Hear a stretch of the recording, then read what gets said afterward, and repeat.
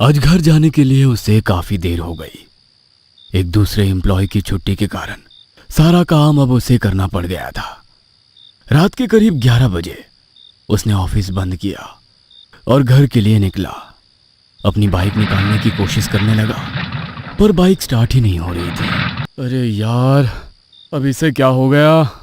वो काफी देर तक कोशिश करता रहा, लेकिन बाइक स्टार्ट नहीं हो रही थी। मोबाइल निकालकर उसने मैकेनिक को फोन किया, पर वो फोन नहीं उठा रहा था। मोबाइल देखा तो बैटरी भी खत्म हो रही थी। क्या मुसीबत है, लगता है आज घर टैक्सी से ही जाना पड़ेगा। उसने सड़क से जाती एक टैक्सी को हाथ किया। उसकी किस्मत अच्छी थी, टैक्सी भी रुक गई। सर, कहाँ चलना है? ओ, मारिया सोसाइटी। सर, वहाँ तक तो नहीं जा सकेंगे। हाँ, पर करीब छोड़ दूंगा। कोई बात नहीं, वहाँ से मैं पैदल चला जाऊंगा। और दोनों का सफर शुरू हो गया। कुछ दिन पहले ही उसे ये नौकरी लगी थी। नया शहर, नई जॉब, नए लोग, पर कुछ ही दिनों में वहाँ के लोगों में अच्छी तरह से घुल मिल गया था। वैसे उसकी शिफ्ट 6 बजे ही खत्म होती थी, पर आज पहली बार उसे ऑफिस में काम करते करते वक्त का पता भी नहीं चला था।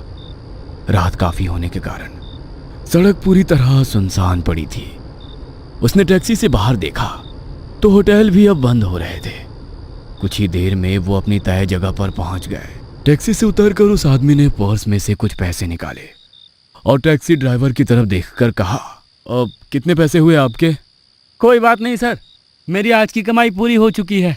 बस यहाँ से गुजर रहा था तो आपको परेशानी में देखा, इसलिए लिफ्ट दे दी। और शुक्रिया भाई। ठीक है सर, फिर मिलेंगे। इतना कहकर वो टैक्सी ड्राइवर अपनी टैक्सी लेकर वहां से चला गया।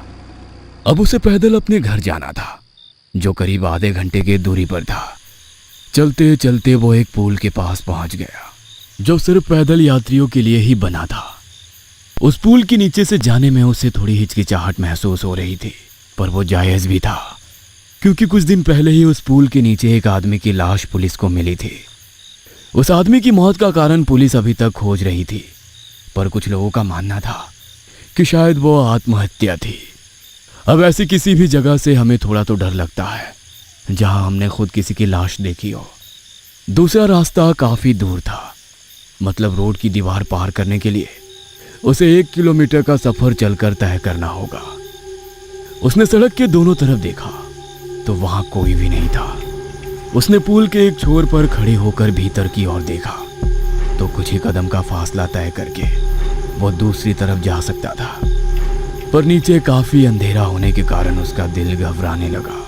मोबाइल निकालकर उसने टॉर्च ऑन कर दी और पुल के भीतर कदम रखा ही था कि तभी मोबाइल की टॉर्च बंद हो गई। काम के चक्कर में उसने अपना मोबाइल चार्जिंग पर ही नहीं लगाया था। वह वहीं रुक गया। आगे कदम बढ़ाने में उसे थोड़ा डर लग रहा था। इतने में सामने पुल के दूसरे छोर से एक 4 साल का छोटा बच्चा हंसते खिलखिलाते हुए अंदर दौड़कर आता दिखाई दिया। वो भी उस बच्चे की तरफ चलकर जाने लगा। तभी उस बच्चे की माँ पुल की दूसरी तरफ खड़ी उस बच्चे को आवाज देने लगी, बेटा इतनी तेज मत दौड़ना, गिर जाओगे।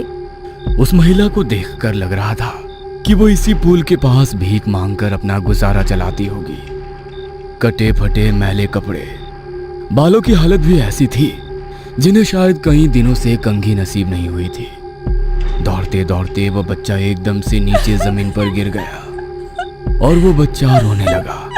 उसे रोता देख वो तेज कदमों से उस बच्चे के पास पहुंचा और बच्चे को गोद में उठाकर बोला, बेटा आपकी माँ आपको बुला रही है। तब तक उस बच्चे की माँ भी दौड़कर उसके पास पहुंच गई थी। बच्चे को माँ के हाथ में देते हुए कहा, बड़ा प्यारा बच्चा है आपका, पर बड़ी शैतानियां करता है। माँ ने हल्के से मुस्कुराते हुए अपने बच्चे की तरफ देखते हुए कहा, हाँ शैतानी तो करेगा ही, शैतान जो ठहरा। और एकदम से उस औरत का रूप ही बदल गया। उसका वो डरावना रूप देखकर उसके दिल की धड़कन ही रुक गई। डर के मारे वो तेजी से उस पुल के बाहर की तरफ दौड़ने लगा। वह पुल से बाहर आने वाला था, पर उसने देखा कि सामने वही महिला खड़ी है। वह एकदम से रुक गया और मुड़कर दूसरी तरफ दौड़ने लगा, पर दौड़ते हुए सामने उसे वही बच्चा नजर आया जो पुल के दूसरे छोर पर था। अब वो उस पुल के बीचों बीच खड़ा था। सामने वो बच्चा हंसते खिलखिलाते कभी पुल की एक दीवार को तो कभी दूसरी दीवार को छूते हुए खेलने लगा। सामने का वो दृश्य देख उसकी जान हलक तक आ गई। वह सामने से तो नहीं जा सकता था। उसने पीछे देखा, पर अब पीछे पुल के उस छोर पर अब वो महिला नहीं थी। दोबारा सामने देखा तो वो बच्चा अभी भी हंसते हुए दौड़कर दीवार के साथ खेल रहा था। बिना कुछ सोचे वो पीछे मुड़ा और बाहर निकलने के लिए दौड़ ही रहा था कि तभी उसका ध्यान अपने पैरों पर गया, जिन्हें नीचे बैठी उस महिला ने पकड़ रखा था। तभी पुल के एक छोर से एक तेज रोशनी भीतर आने लगी। उसने उस तेज रोशनी की तरफ देखा, पर उसे कुछ भी नजर नहीं आ रहा था।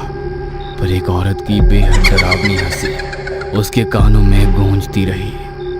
अगले दिन वो होश में आया तो सुबह हो चुकी थी। वो किसी अस्पताल के बेड पर था। उसे होश में आया देख नर्स ने कहा, अब आपको कैसा लग रहा है? जी, अब मैं बिल्कुल ठीक हूँ। वैसे मुझे यहाँ कौन लाया? तभी वहां बैठा वार्ड बॉय बोला, आपको यहाँ लाने वाले अभी आते ही होंगे। तभी दरवाजा खोलकर वही टैक्सी ड्राइवर भीतर आ गया। अरे तुम यहाँ कैसे? उनकी तरफ देखते हुए नर्स ने कहा, अरे यही तो है जो रात को 2 बजे आपको यहाँ लेकर आए, वरना आपकी जान पर बन सकती थी।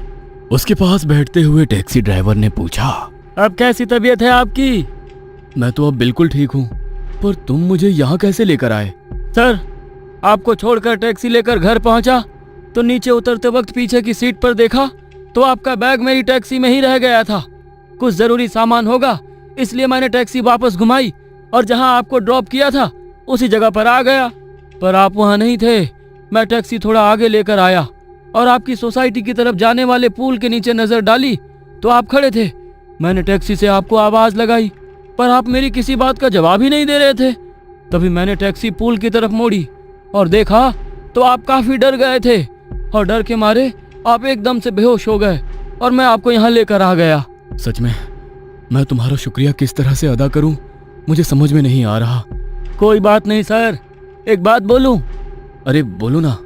वो पुल काफी अजीब है, दोबारा रात के समय उस पुल के नीचे मत जाइएगा। टैक्सी ड्राइवर की बात सुनकर वह एकदम से खामोश हो गए और हाँ में गर्दन हिलाई। अच्छा सर, आपका ख्याल रखिएगा, मैं चलता हूँ।